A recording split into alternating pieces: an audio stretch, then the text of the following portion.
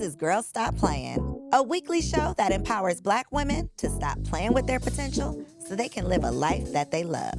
I'm Koereyelle, your favorite homegirl, and I'm on a mission to help Black women make the money and get the honey.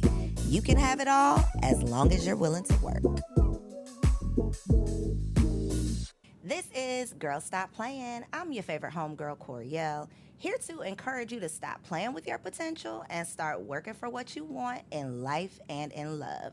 You already know that I believe you can make the money and get the honey.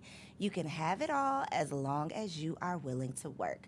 Today, we have a special gentleman in the building. We got Nick Banks, a.k.a. Mr. Bank Shot, in the studio. That was a very nice introduction. Thank you so much for that. I ain't even say nothing about you. It was just the way you did it, though. I really like your voice. You like the vibe? It's your voice. I think that's what it is. Is it giving T-Boss? It's giving like Susie Carmichael as an adult. Will Google that. From the Rugrats, the little black girl.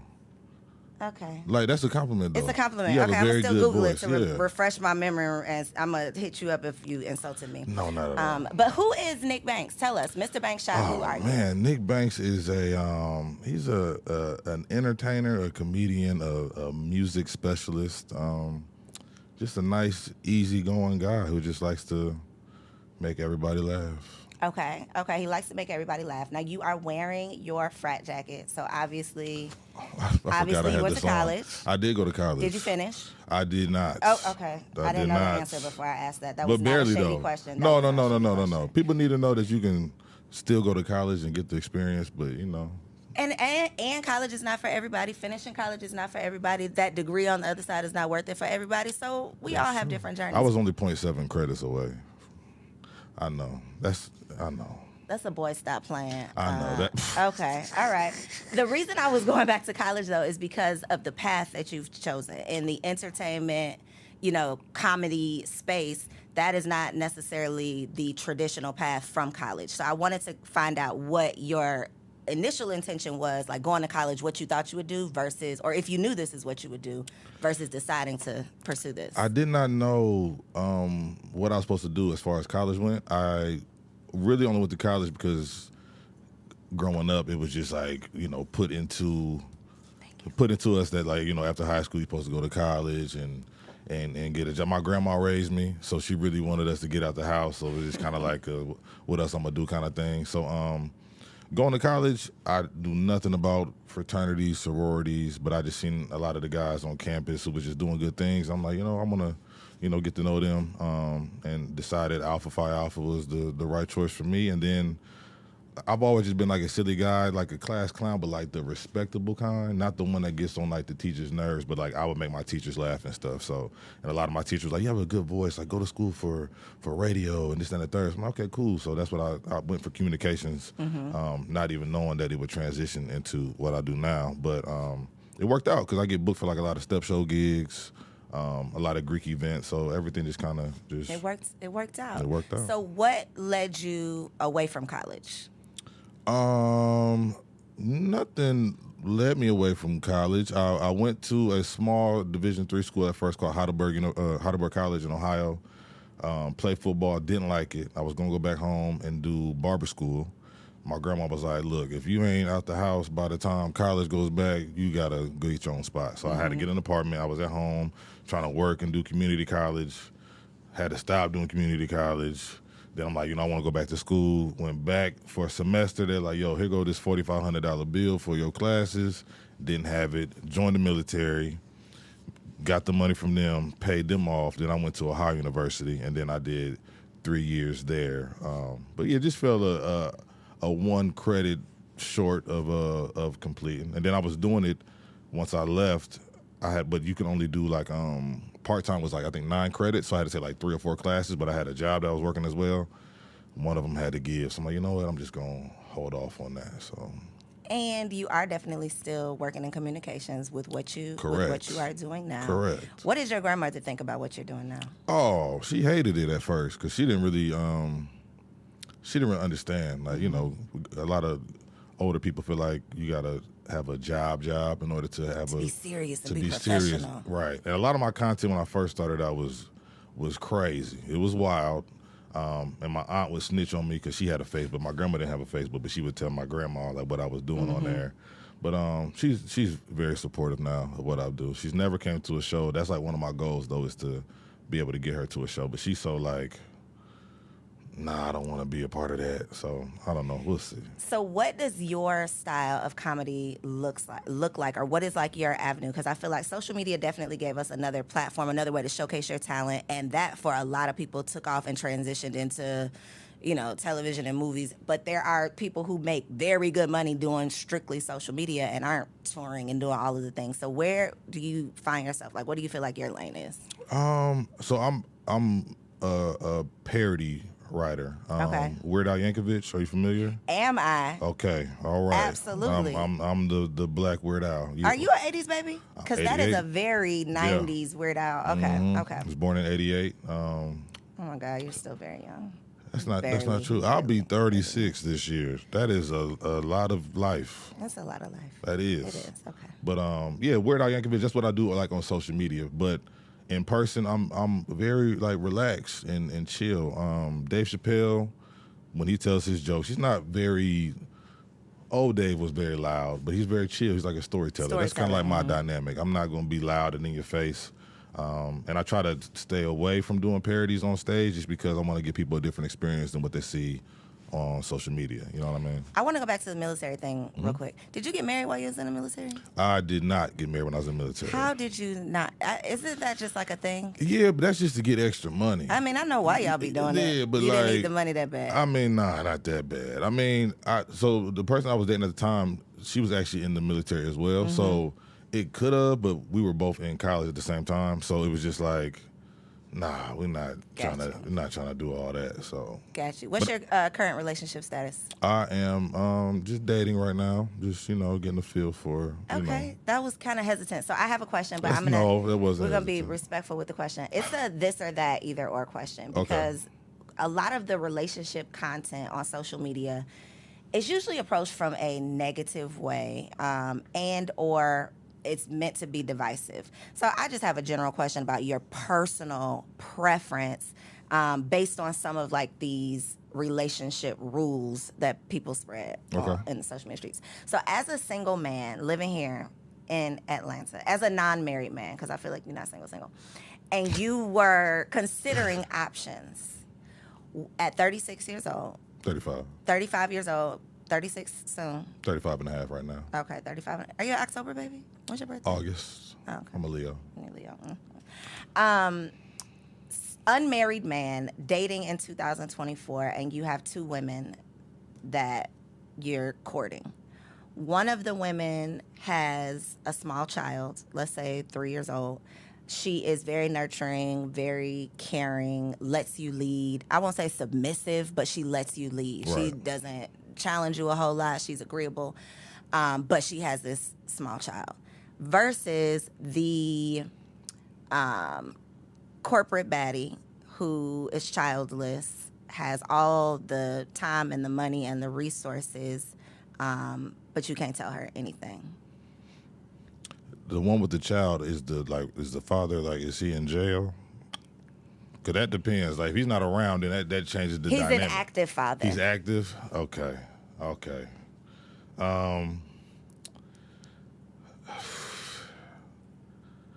I mean, this benefits and negatives to both. I feel like as long as the active father situation, as long as he's comfortable with another man being around, that's okay. Me personally, I'd rather date a woman who doesn't have children, though, because I don't have any kids.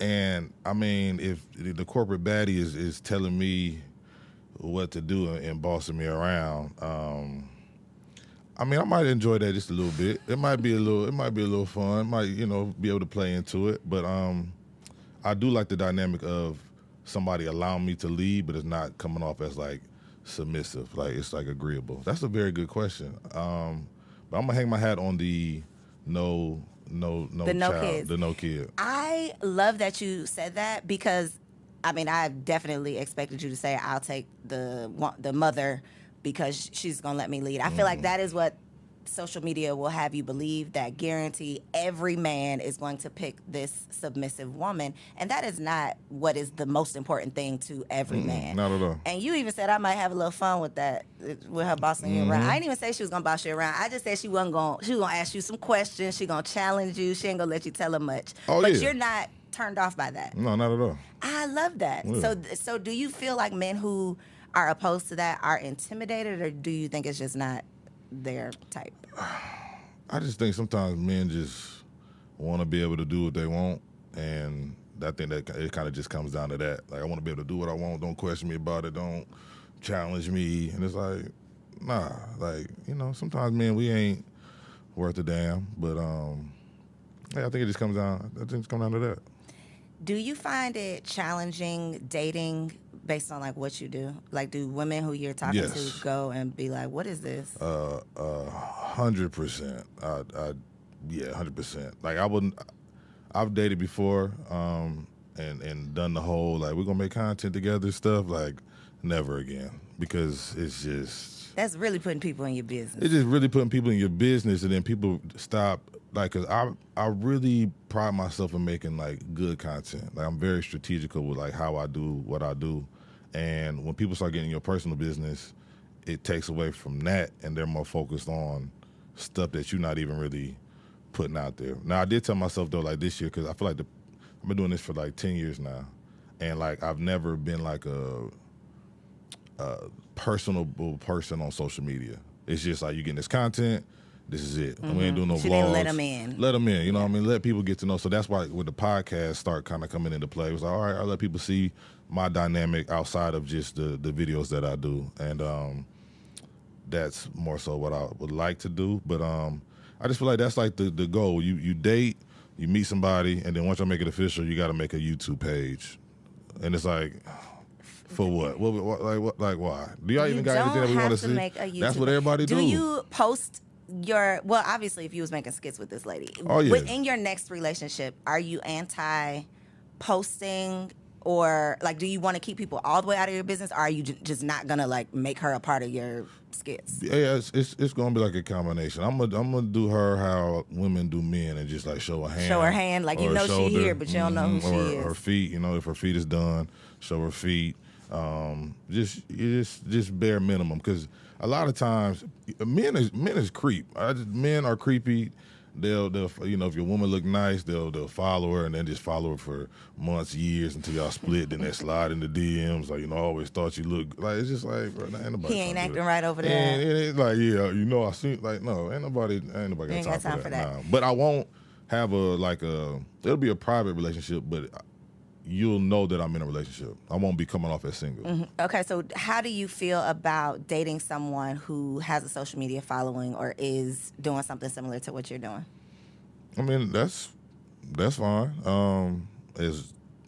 As long as business is business. I don't have a problem with it. I'm not dating nobody who do like OnlyFans or nothing like that. So is that does it matter what she's doing on OnlyFans, or if she has an OnlyFans page, it's a hell it depends no? on what if you just selling feet pics, So foot pics is fine. Foot pics is fine. That's fine. But if if you on there acting crazy, What about, I heard this was a thing, and y'all little young girls tell me, because I feel like Generation Z, whatever they're doing, they are really figuring out how to capitalize off of nasty Negroes. So I have heard of creating almost like avatars or like AI versions of yourself and doing like OnlyFans sex girl operator, like girl talk operator. What about something like that? If it's not her, but it's her.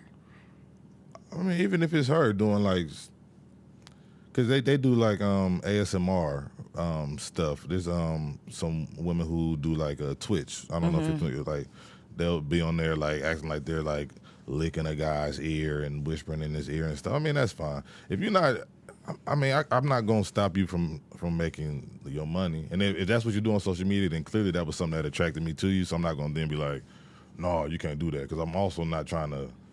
Oh, you making $10,000 a month? All right, I'm gonna just give you the $10,000. You ain't so willing you can stop. to. You know what I mean? Like, come on, like, make your money. It's fine. Okay, listen, non-traditional man in the building. You are not subscribing to, I saw one of your videos, and we're going to talk about something else that's non-traditional, but you are not subscribing to the typical, this is what you have to be in order for a man to want you. In order for, a man to see you as worthy or see you as a wife, you have to be XYZ. And I think a lot of times we make it seem very cookie cutter. You have to have this, and this. You have to act this way. You have to show up in this way. You have to be feminine and be agreeable. And he's like, no, we can argue a little bit. Like, you can boss me around just a little bit. I might have a little fun with that. It's somebody for everybody. Somebody for everybody. And the more true you are about who you are, the closer you're going to get to that person. Mm-hmm. You made a video saying that your black card could potentially be revoked because of your preferences with women. Yes, I love breast. I love breasts, and a lot of black men. Where was I even going with this? Where was I even going with that? I'm not too traditional. I don't know. I feel like a lot of men like they like butt. You have like a titty man thing, right? I love, man. That was my Halloween costume. I was Titty Man. He was like a superhero, So, is that a preference or is it a mandatory? Is it a requirement? No, I've had relationships with women who were not blessed with a chest. But they didn't have no butt either. It was just like, I like you, you're pretty, and you got a good personality. We clicked, but titties is fun. I don't know if you ever played with any. I'm not. I have not ever played with any missing titties, out. I did not have any until I had children. So I don't know anything about this. Yeah, it's just they're just fun. Like it's just something to do. It's just a good time. Yeah, so. I don't think there's nothing wrong with that. Everybody got everybody has their preferences. Exactly. I just thought it was funny that you know that this is not a typical. Oh yeah, absolutely not. Your black card. Absolutely not. So with your shows that you're doing, these are stand-up shows? Correct. How in the world do you get your nerves up to get in front of strangers and hope that they think that you're funny? Well, a lot of the times it's a set payment. So you don't care if they think that you're funny? Don't give a damn. I might. Hey, the check done cleared before I got on stage, so hey, we good to go.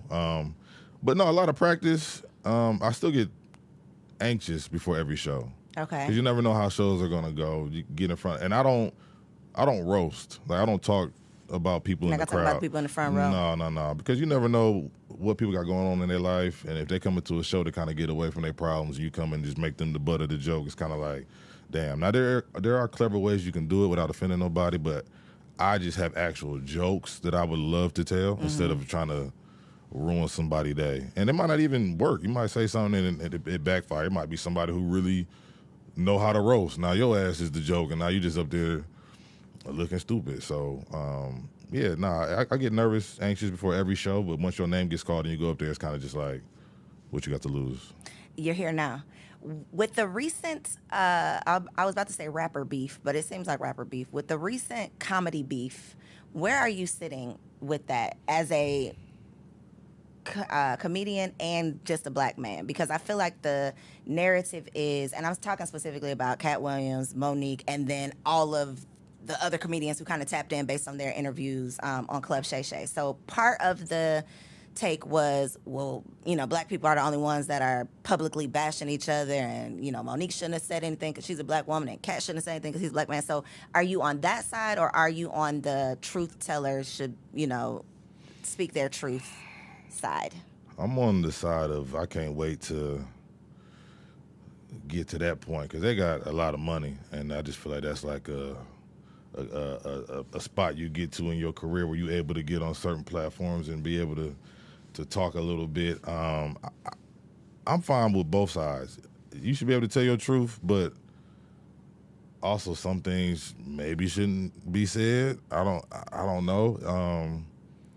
I rock with Shannon Sharp. I've never met him personally, but I like the show. It just lately it's been like, after Cat Williams, it's just been comedian after comedian after comedian, and it's like, are you like searching for that next big blow up or somebody saying something that you wasn't expecting them to say?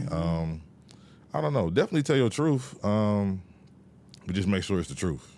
But just make sure it's the truth. That's that part. I think the fact checkers, I mean, I don't know, because I seen how DL responded to Monique, and you know, we don't really know. You'll go in the comments and try to figure out exactly who's right, who's wrong, and you got people in there like, no, he lying, or no, he telling the truth. Cause I know, like. So I saw a clip yesterday of, and I don't know from when this was. It was way back when Steve Harvey's show. Monique was on the Steve Harvey show, and she was saying, you know, well, I haven't done anything wrong, Steve. You know, they doing all of this, and I haven't done anything wrong. All I did was tell the truth. Mm-hmm. And his response was, we black people, we can't tell the truth. Right. You know, you have to be willing to accept the consequences that come along with telling the truth, which we saw the consequences. She was literally blackballed. And until this interview, nobody really, I don't think, heard her full side of the story. Mm-hmm. Everybody just said, well, why is she complaining? And, you know, she's talking too much. So I definitely think that, I don't know. I think that people should have the opportunity to That's tough. speak their truth, but are you willing to put your career on the line to do so? I am. I mean, if I can, I don't have to have everybody like me. If I got a nice selective group of people that are fans of my work and support me whatever I do, and I can, you know, make a living off of that, I don't need everybody. I don't need everybody. I'd rather pass away and know that I was a real person than be out here just dancing for folks just because I'm trying to make sure that I got Shucking and jiving. money lined up for generations and generations. Like my family ain't have money growing up, so why my kids ain't got to work hard? They should have to work hard too, because I did. I ain't about to just leave a whole. No, y'all got to get out here and get in the mud too. They gonna have to earn it. You got to earn it. So speaking of earning it, for anyone who's interested in content creation, or just developing themselves as a personality, what is your advice in 2024 when the algorithm be acting a fool? Like, what is your advice for someone who literally is just wanting to get started? Don't do it. Don't do it. Go get a job. Go to work. Don't do it. It's stressful out here. It's tough. Every day is tough. We need sound effects for dreams shattering.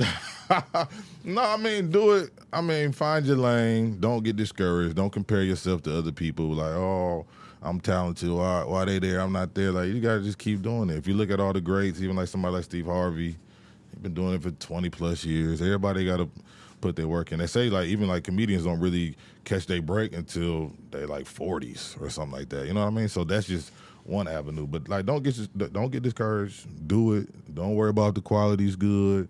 Don't try to be perfect the first time you do it. Just get out there and do it. Start, and then as you start, you'll be able to see what you're missing, what you're messing up on, correct it. Your fans and audience are gonna love to see the growth. Oh, I remember when you was doing, you know, songs in the kitchen, and now you got your own studio. They're gonna love it. So just do it. You know what I mean? But be smart with it. Don't quit your job based off of emotions. Or don't quit your job if you ain't got no talent. Make sure you got some type of talent. How do you know if you have talent, though? Because some people would say that, you know, Country Wayne, in the comments from his interview with Club Shay Shay, so many people are like, but he ain't even funny. And this man is making however many $100,000 a month off of Facebook alone because somebody thinks he's funny. Right. So how do you know if you got talent? Or because if you got a nice following, and if you selling out shows, I mean, but you got to start somewhere before you have a following. Yeah, that's true. I think you just know. I think even you probably see other people's podcasts and be like, they're not even like that. Yeah, but that person didn't know that is the point. That's what I'm saying.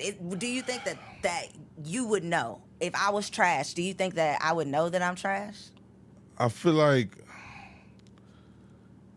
you. Man, that's a good question. I feel like you have to know that you trash. I feel like you have to know. Why would you be doing it then? Because it's still somebody who rock with it. It's a lot of comedians who I don't think is funny. Like, I mean, it's a lot of singers and rappers who everybody's like, they can't rap. They ain't even, you know. But they're making money. Because you got a fan base. You got people that like that, and they'll let you know. I feel like the people who like you will let you know that they like you, and as long as you got the people in the comments telling you that you're doing good and your numbers are increasing and you got engagement, then you're not trash. But you could be trash also because JJ Icefish was out here. That's the difference, though. What's the difference? Well, like, we're laughing at him.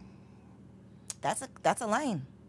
Being laughed at is a lane. Doing something stupid, getting people to laugh at you. So is he trash, or is he? I mean, he has a trash voice. He was trash at singing, but was entertaining. But he's good at being trash. Yeah. So that's the thing. you're not trash. You good at it. You good at being trash. You good at being trash. Listen, so there's a lane for you. There's a lane for everybody. So uncrack the dreams, because you was just okay, like uncrack the dreams. Even people that don't know how to cook, you see the recipes that people do where they just making any type of concoction and putting whatever ingredients together. Viral. Because they can't cook, but you're good at not cooking. Yeah, you're good at being a bad cook. Yes. Okay, so last question. I want to know 2024, if there was two-part question. If there was I'm going to just say one part. If there was a Kings of Comedy tour in 2024, a new lineup of 4 people, who would you want to see, personally, you? Not who are the best comedians of all time, but just like whose show, 4 people, would you want to go to? A 4-person lineup where I'm going to buy the ticket as soon as it drop at midnight. Gotta be there. Ooh. It could be any comics? No, not dead or alive. Only alive. Alive. Yeah, Only alive, right? Yep, anybody. All right. Number 1, Mike Epps. Mike Epps got to be on there. Damn, that's a good question. Number 2, we going my homeboy Tyler Chronicles. Okay. I don't know if you're familiar. Okay, my dog Tyler Chronicles, very underrated, very hilarious. He be writing for your favorite comic. Damn, man, it's tough, man. Ronnie Jordan, I'm gonna give Ronnie Jordan the nod as well. Okay. And last but not least,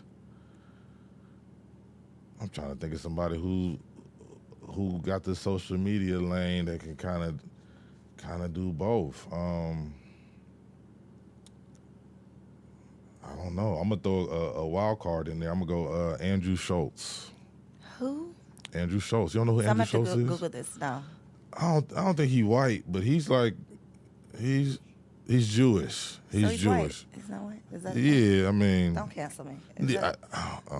I don't Okay. know. I love everybody. It doesn't matter what you Equal are. opportunity. Yes, Okay. but he's Andrew hilarious. Schultz. Yeah. Okay, he's hilarious. He's very funny. He's like, he can go out the country and he's going to do his research on exactly what's going on in your country, and he's going to be able to have like a customized comic. Okay. Very diverse lineup. I got some people I definitely gotta Google and gotta look up. Yeah, but for the people who want to come see you, yes, look right here in this camera and let them know. I know you have different shows and stuff, so I don't know what day this is when y'all are watching this. So where can they find you to get more info? Well, I do have a show tomorrow, but you guys probably won't be able to make it by this. But April 18th, I will be headlining at Uptown Comedy Quarter here in Atlanta, Georgia. I also have an event coming up in the DR. So you can come to my page at Mr. Bankshot on Instagram, Facebook, all over the place to get more information about that. It's actually like the first ever international Greek picnic, NPHC vibes, this and the third, the first one ever. They got me hosting it. And yeah, everything else you can check on my website, MrBankshot.com. You'll be updated with tour dates and all of that. All right, y'all. Make sure you check him out. If you are Greek, it sounds like DR is the place to be. If you enjoyed this episode, make sure you like, comment, subscribe to the channel. And if you are listening to this on Apple, leave your girl a 5-star review. If it ain't 5 stars, keep it to yourself. Catch you on the next episode. So if you made it this far, I just know you loved that episode. Well, what you did not know is that we recorded it right here in ATL at Elevate Studios. Yes, your girl has her own studio, y'all, and it's not just for me. I'm opening it up for you too. So if you have a podcast, if you are a vlogger, a YouTuber, or a content creator, and you are looking for a professional studio to record your content, or you want to hire me and my team to fully produce your content, make sure you check out the show notes below or log on to elevateagency.com.